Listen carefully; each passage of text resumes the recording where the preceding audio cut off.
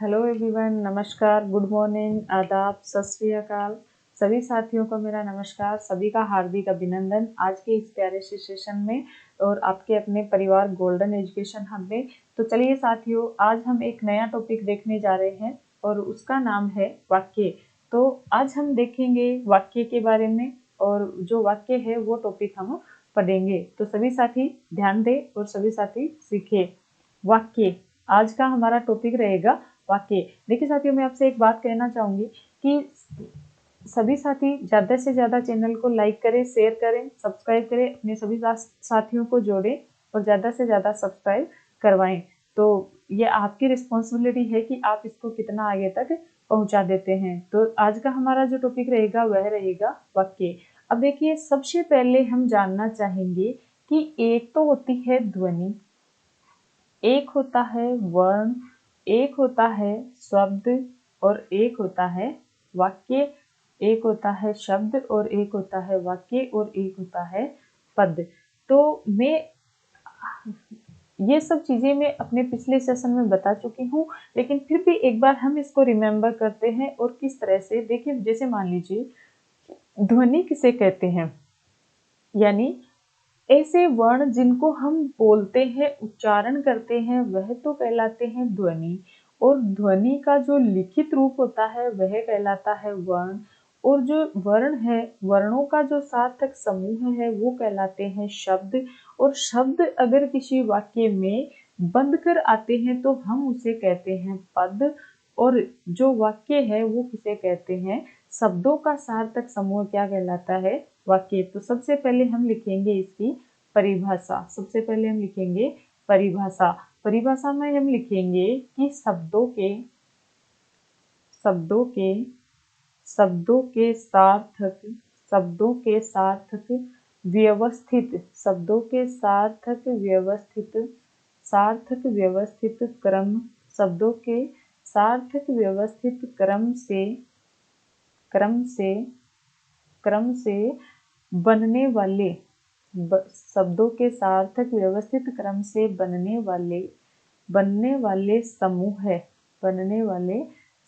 है जो पूर्ण अर्थ प्रकट करता है, जो पूर्ण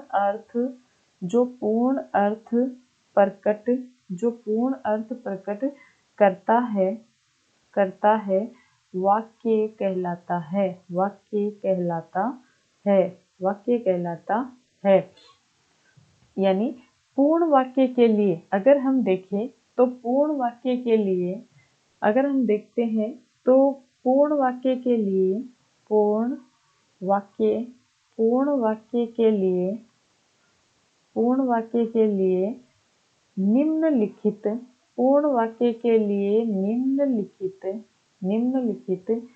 छह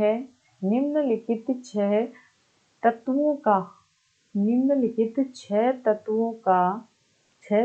का होना आवश्यक है। निम्नलिखित 6 तत्वों का होना आवश्यक है। अब देखते हैं वो 6 तत्व कौन कौन से हैं। सबसे पहला है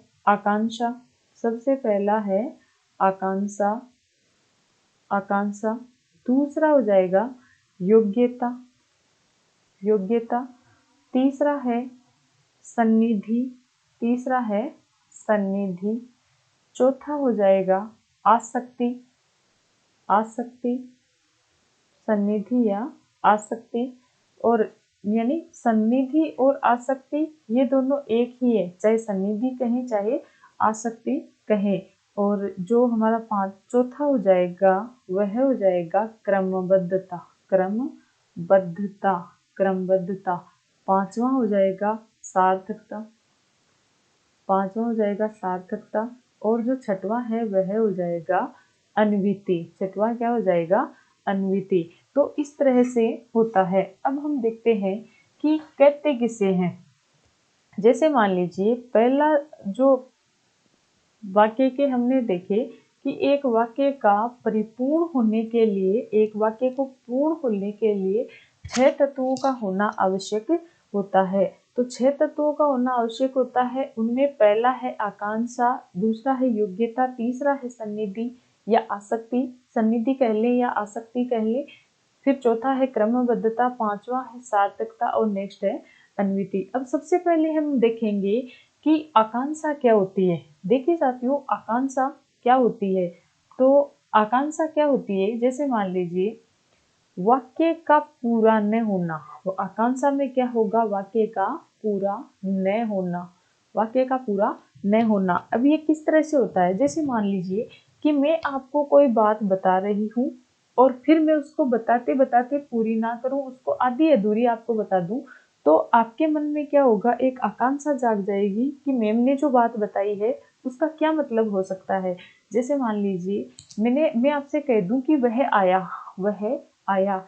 अब सबके मन में आकांक्षा हो जाएगी, हम यानी हम जानना चाहेंगे कि कौन आया होगा, हमारे मन में उत्सुकता हो जाएगी कि क्या हुआ होगा, कौन आया होगा। यानी एक तरह से देखिए, आधा अधूरा वाक्य बता देने से क्या हो जाती है, मन में आकांक्षा हो जाती है, उत्सुकता का भाव आ जाता है, हम और जानने की कोशिश करते हैं। दूसरा होता है योग्यता। योग्यता में क्या होता है कि सही अर्थ का चयन करना पड़ता है, सही अर्थ का चयन करना पड़ता है। तो सही अर्थ का चयन कैसे करेंगे, जैसे मान लीजिए कि जैसे मैं कह दूं कि उसने तलवार से कपड़े की सिलाई की, तो तलवार में वो योग्यता नहीं है, यानी तलवार है वो सिलाई नहीं कर सकती। जो योग्यता सुई और धागे में होती है वो तलवार में नहीं होती। तो उस शब्द में वहां पर क्या हो गया कि योग्यता की कमी हो गई, यानी हमने शब्द तो रखे लेकिन सही नहीं रखे। अब उसके बाद में है सन्निधि या निकटता, सन्निधि या आसक्ति, और उसको हम कह सकते हैं निकटता। सन्निधि आसक्ति को हम कह सकते हैं निकटता। जैसे मान लीजिए कि मैं आपकी क्लास में आई और मैंने आपको एक वाक्य लिया और उसका एक शब्द अभी बता दिया, फिर एक शब्द अगले 1 घंटे बाद में आकर बता रही हूँ, फिर उसका अगला भाग है वो कल आकर बता रही हूँ, नेक्स्ट डे आकर बता रही हूँ।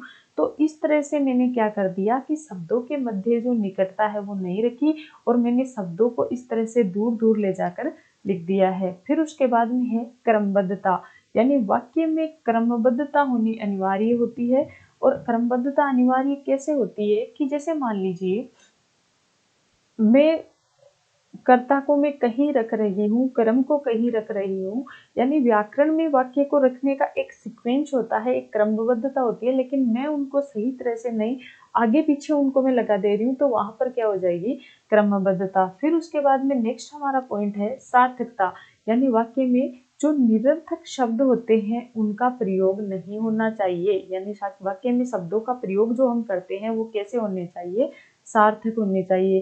फिर उसके बाद में है अन्विति। तो अन्विति का मतलब होता है लिंग या वचन का मेल, लिंग या वचन का मेल, यानी लिंग या वचन का वाक्य में क्या होना चाहिए, मेल। अब हम थोड़ा सा इनको एक बार विस्तार से देख लेते हैं। तो चलिए फटाफट हम इनको देख लेते हैं। सबसे पहले हम देखेंगे आकांक्षा, सबसे पहले हम देखेंगे आकांक्षा।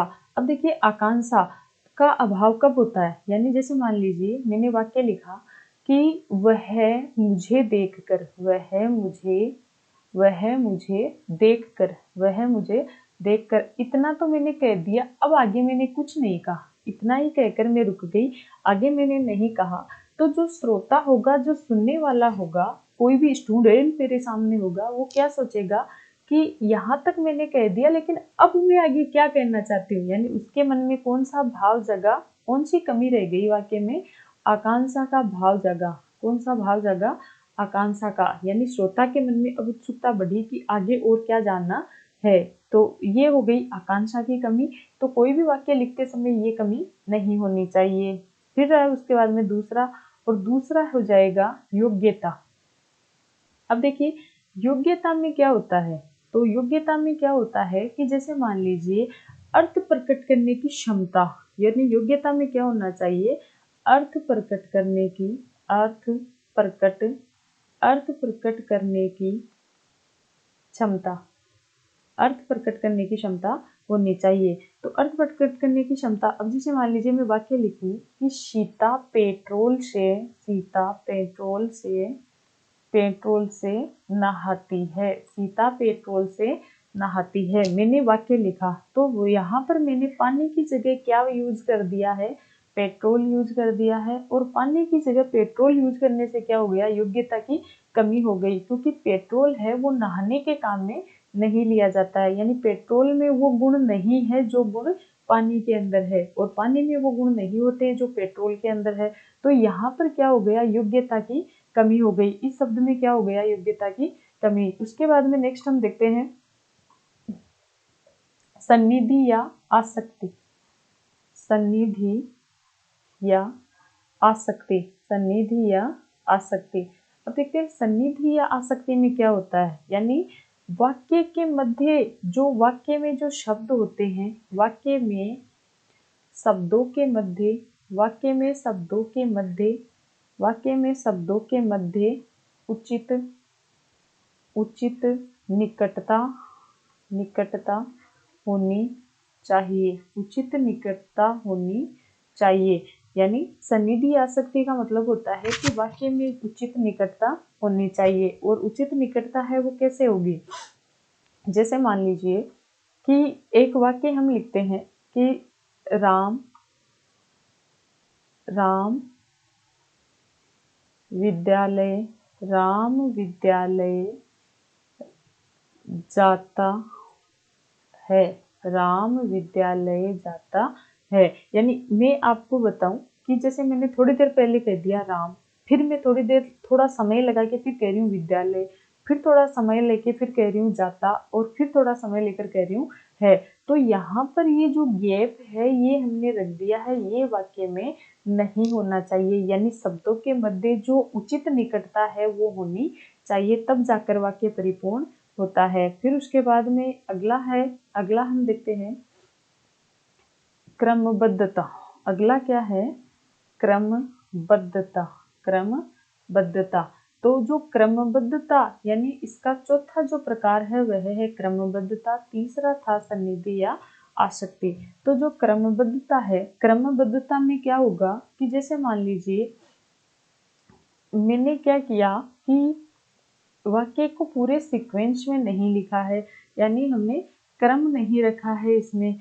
तो अब जैसे मान लो मैं लिखूं कि जाएगा जाएगा राम विद्यालय, जाएगा राम विद्यालय कल, मैं ऐसे लिख दूं जाएगा राम विद्यालय कल। तो मैंने क्या कर दिया, इसको क्रम से नहीं लिखा है, मैंने कर्ता को कहीं, क्रिया को कहीं, सबको मैंने आगे पीछे कर दिया है। तो इस हिसाब से ये क्या हो जाता है कि इसमें क्रमबद्धता नहीं रहती है। जैसे नेक्स्ट एक एग्जाम्पल और देखें, और बहुत बार ये आता भी, परीक्षा में भी आता है कि जैसे मान लीजिए बच्चे को प्लेट में, बच्चे को प्लेट में रख कर, बच्चे को प्लेट में रख कर खाना खिला दो, बच्चे को प्लेट में रख कर खाना खिला दो। तो प्लेट में किसको रखना है, खाने को रखना है, न कि बच्चे को रखना है। तो यहाँ पर ये क्या हो गई, क्रम नहीं रहा। यानी इसका शुद्ध रूप होना चाहिए कि खाना प्लेट में रख कर बच्चे को खिला दो। तो ये क्या हो गया, क्रमबद्धता नहीं रही, और ये क्रमबद्धता की कमी होती है। ऐसी अशुद्धि को हम कहते हैं क्रमबद्धता संबंधी अशुद्धि। फिर उसके बाद में नेक्स्ट हम देखेंगे सार्थकता। अगला जो 5वां पॉइंट हमारा हो जाएगा वह हो जाएगा सार्थकता, सार्थकता। तो सार्थकता में क्या होता है कि जैसे मान लीजिए वाक्य में निरर्थक शब्दों का प्रयोग नहीं होना चाहिए, यानी इसमें निरर्थक शब्दों का प्रयोग, निरर्थक शब्दों का प्रयोग नहीं होना चाहिए, निरर्थक शब्दों का प्रयोग नहीं होना चाहिए। जैसे मान लीजिए शब्द है कमल, और कमल को मैं लिख दूं ले के मैं, यानी वर्ण तो इसमें भी 3 ही है, वही इसमें है, लेकिन ये क्या है, अशुद्ध है। तो ऐसे निरर्थक शब्दों का प्रयोग नहीं होना चाहिए। फिर उसके बाद में नेक्स्ट हम देखें, अगला आ जाएगा अन्विति। अगला जो 7वां भेद है, 6वां भेद है, वह क्या आ जाएगा, अन्विति। और अन्विति में क्या होता है, अन्विति में ये होता है कि वाक्य में जो लिंग और वचन होते हैं, लिंग और वचन, यानी लिंग और वचन के मध्य क्या होना चाहिए, उचित संबंध होना चाहिए, यानी उचित मेल होना चाहिए। यानी एक तरह से मैं वाक्य लिखूं, जैसे मान लीजिए राम मीठा चाय बनाता है। राम मीठा चाय बनाता है। और एक वाक्य मैंने लिख दिया सीता, एक वाक्य मैंने लिख दिया सीता बाग में जाता है। सीता बाग में जाता है। तो यहाँ पर जो अशुद्धि है वो क्या होगी, अन्विति संबंधी अशुद्धि होगी, क्योंकि हमने जो शब्द के लिए जो लिंग और वचन काम में लिया है वो हमने गलत लिया है। अब देखिए साथियों, जो चाय है, ये चाय क्या है, स्त्रीलिंग है। चाय क्या है, स्त्रीलिंग। अब चाय स्त्रीलिंग है तो इसका विशेषण पुल्लिंग नहीं आ सकता। चाय कैसी होनी चाहिए, मीठी होनी चाहिए। तो ये यहाँ पर अन्विति संबंधी अशुद्धि हो गई। फिर है सीता बाग में जाता है। अब सीता है वो फीमेल है, और सीता फीमेल होने के कारण स्त्रीलिंग है, तो क्रिया भी क्या आएगी, स्त्रीलिंग आएगी, और हमारा शुद्ध वाक्य हो जाएगा सीता बाग में जाती है। तो जो वाक्य में ऐसी अशुद्धि हमें देखने को मिलेगी हम उसे कहेंगे अन्विति संबंधी अशुद्धि। तो सबसे पहले हमने देखा वाक्य किसे कहते हैं, हम देख चुके हैं ध्वनि किसे कहते हैं। फिर उसके बाद में हमने देखा कि वर्ण किसे कहते हैं, शब्द किसे कहते हैं, पद किसे कहते हैं, और उसके बाद में हमने देखा वाक्य किसे कहते हैं। हमने वाक्य की परिभाषा देखी, और एक वाक्य को ओवरऑल परिपूर्ण होने के लिए उसमें कौन कौन से जो अंग है वो मुख्य होते हैं। तो इसके रूप में हमने वाक्य के 6 अंग देखे हैं। 6 अंग कौन कौन से होते हैं। सबसे पहले हम देख चुके हैं आकांक्षा, और आकांक्षा में क्या होता है कि वाक्य का पूरा न होना, यानी कोई आकांक्षा या उत्सुकता का भाव रह जाना। फिर हमने दूसरा देखा योग्यता, वाक्य में हम जो शब्द प्रयोग कर रहे हैं क्या उसमें उस काम को करने की योग्यता है, ये तय होना पड़ता है। नेक्स्ट है सन्निधि या आसक्ति, यानी वाक्य में जो शब्द होते हैं उनके बीच में जो उचित गैप है वो होना चाहिए, ज्यादा नहीं होना चाहिए। ज्यादा होने पर वहां पर क्या हो जाता है, आसक्ति या सन्निधि संबंधी अशुद्धि हो जाती है। उसके बाद में नेक्स्ट हम देख रहे थे, और नेक्स्ट आगे हमारा हो जाएगा कि उसके बाद में क्रमबद्धता, यानी कर्ता, कर्म और क्रिया की जो सीक्वेंस होती है वाक्य में वो सही तरीके से होनी चाहिए। फिर उसके बाद में अगला था सार्थकता, यानी हम वाक्य के अंदर जिन शब्दों का प्रयोग कर रहे हैं उन शब्दों में क्या होना चाहिए, यानी वो शब्द सार्थक होने चाहिए, निरर्थक शब्दों का समावेश वाक्य में नहीं होना चाहिए। और उसके बाद में नेक्स्ट था अन्विति। अन्विति का मतलब होता है लिंग और वचन संबंधी अशुद्धि, यानी वाक्य में जिस लिंग का कर्ता होगा उसी लिंग की क्रिया होंगी। और ये सब आप जानते हैं कि जो कर्म या कर्ता के अकॉर्डिंग, यानी अकर्मक सकर्मक जिस प्रकार से वाक्य होते हैं उनके अकॉर्डिंग कर्ता या क्रिया का लिंग वचन होना चाहिए। तो साथियों ये तो था आज का हमारा प्यारा सा सेशन, और वाक्य के बारे में हमने आज वाक्य पढ़े, वाक्य के जो परिपूर्णता के जो तत्व होते हैं वो हमने पढ़े। अब सबसे पहले अब अगले जो टॉपिक हम पढ़ेंगे, जो वाक्य का अगला भाग पढ़ेंगे, हम उसमें पढ़ेंगे वाक्य के अवयव पढ़ेंगे, वाक्य के अंग पढ़ेंगे, वाक्य के लिए अनिवार्य घटक पढ़ेंगे, और वाक्यावयव क्या होते हैं वो सब हम पढ़ेंगे। तो सभी साथियों को मैं उम्मीद करूंगी कि सेशन पसंद आया होगा। अगर सेशन पसंद आया है तो सभी साथी चैनल को लाइक करें, शेयर करें, सब्सक्राइब करें, ज़्यादा से ज़्यादा अपने साथियों को जोड़ें, और अपने इस गोल्डन एजुकेशन हब परिवार को आप ज़्यादा से ज़्यादा आगे तक पहुंचाए। और सभी साथियों को मैं एक बार फिर से धन्यवाद करना चाहूँगी। तो सभी साथी सेशन को एंजॉय करें। तो धन्यवाद।